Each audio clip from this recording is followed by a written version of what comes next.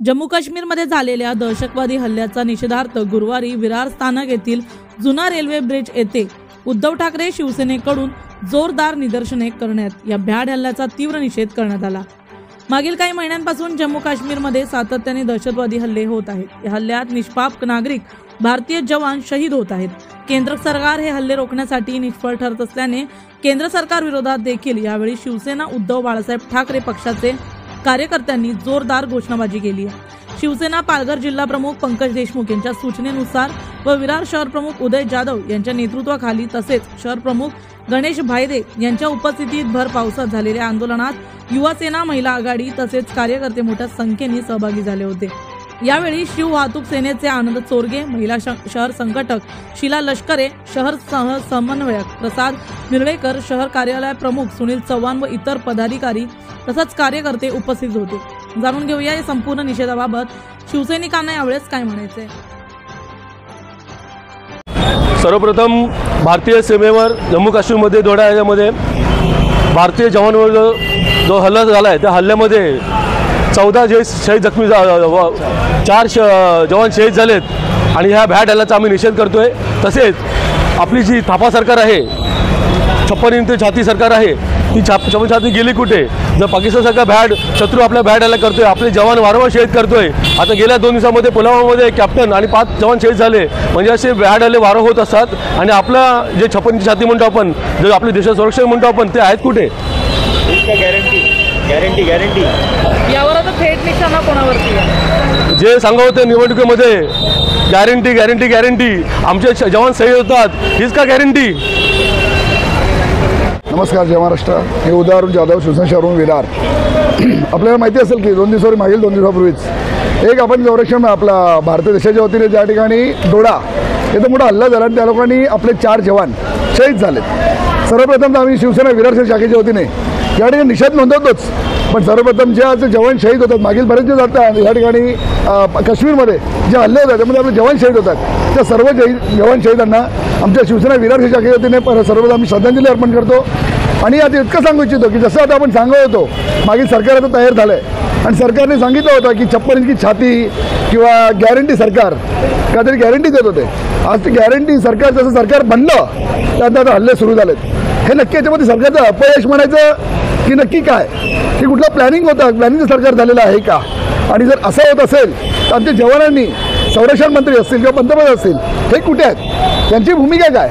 जर सरकार आपल्याकडचं पाकिस्तान असेल का कोणी आतंकवादी आपल्या जवानावरती हल्ले करत आहेत आणि त्याचं संरक्षण करण्याची जबाबदारी आपल्या संरक्षण मंत्रालयावरती आहे आणि त्याचं संरक्षण होत नसेल तर त्याचा आम्ही सर्वप्रथम विरार शहर शाखेचा पुन्हा एकदा निषेध नोंदवतो आणि असे हल्ले करणाऱ्यांवर लवकर मोठा एक कुठला तरी मोठी जबाबदारी घेऊन सरकारने त्यांच्यावरती हल्ला करावा आणि जेवढे आपल्याला हल्ले करतात त्यांना शोधून ठेवून त्यांना मारावं, ही आमची या ठिकाणी मागणी आहे। पुलवामा अटॅक झाला त्यानंतर उरीचं जे आहे ते अटॅक करण्यात आला भारताकडून, तर आता त्यानंतर ह्या निवडणुकीनंतर पूर्णतः जे आहेत ते बदला घेण्याचे सत्र जे आहे ते थांबलेले आहेत, तर कुठेतरी मोदी तर तिथे शांत झाले असं वाटतंय का? नाही, साहजिकच आम्ही तेच तर म्हणतोय, एवढ्या निवडणुका डोळ्यासमोर ठेवून ते षडयंत्र आपलं ते केलं होतं, चांगली गोष्ट आहे। आम्हाला देशाचा अभिमान आहे, म्हणजे देशाचे कुठल्याही पक्षाचे पंतप्रधान असले आम्हाला अभिमान असतात की आमच्या देशाचे पंतप्रधान आहेत आणि त्यांची 56 इंची छाती असावी आणि त्यांनी खरोखर पाकिस्तानला दाखवून द्यावं की आम्ही 56 इंचाचे पंतप्रधान, छातीले पंतप्रधान आहोत।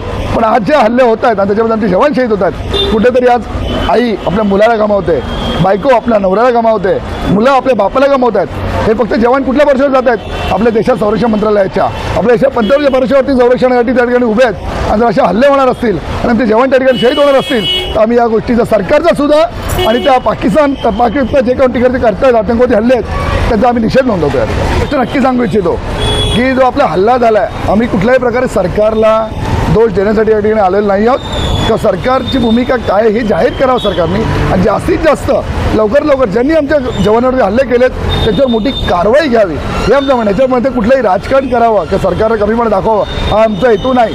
सरकारच्या मागे शिवसेना उभी आहे, उद्धव साहेबांची भूमिका ती मोठी आहे आणि उद्धव साहेब देशाच्या विरुद्ध कधी भूमिका घेत नाहीत, पण आज त्यांचा निषेध करणं, ज्यांनी आमच्या जवानांना हल्ला केला आहे त्यांचा निषेध करण्यासाठी आणि जवानांना श्रद्धांजली अर्पण करण्यासाठी आम्ही सर्व शिवसैनिक या ठिकाणी आलेलो आहोत। आपली जर देशाची संरक्षण व्यवस्था जर अशी धोक्यात असेल आणि आपले जवान जर वारंवार शहीद होत असतील तर खरोखर खेदाची गोष्ट आहे की जर देशाचे रक्षण करतेच जर संरक्षण त्यांनाच जर नसेल तर इतर बाकी जनता कशा पद्धतीने सुरक्षित राहील आणि झोप घेऊ शकेल असा विचार पडतो।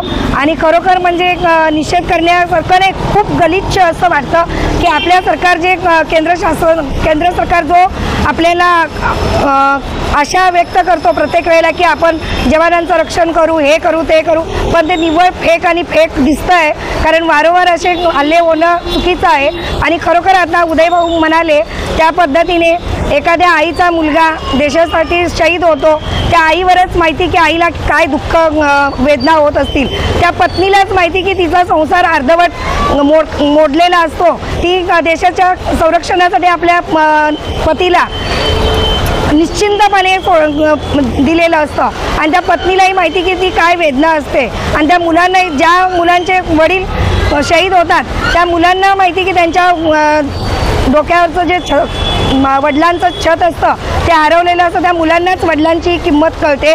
आणि चुकीचं आहे, वास्तविकीत असं हल्ले होता नाही आहे आणि खरोखर आपले जवान शहीद नाही झाले पाहिजेत। खूप दुःख व्यक्त होतं आणि तोच राग आणि दुःख व्यक्त करायला आम्ही शिवसेनेतर्फे इकडे आंदोलन केलेलं आहे आणि आज आम्ही मनापासून त्यांचा जाहीर निषेध करतो। पाकिस्तान मुर्दाबाद अशा घोषणाही दिलेल्या आहेत। भारत माता की जय! भारत माता की जय! वंदे मातरम! वंदे मातरम!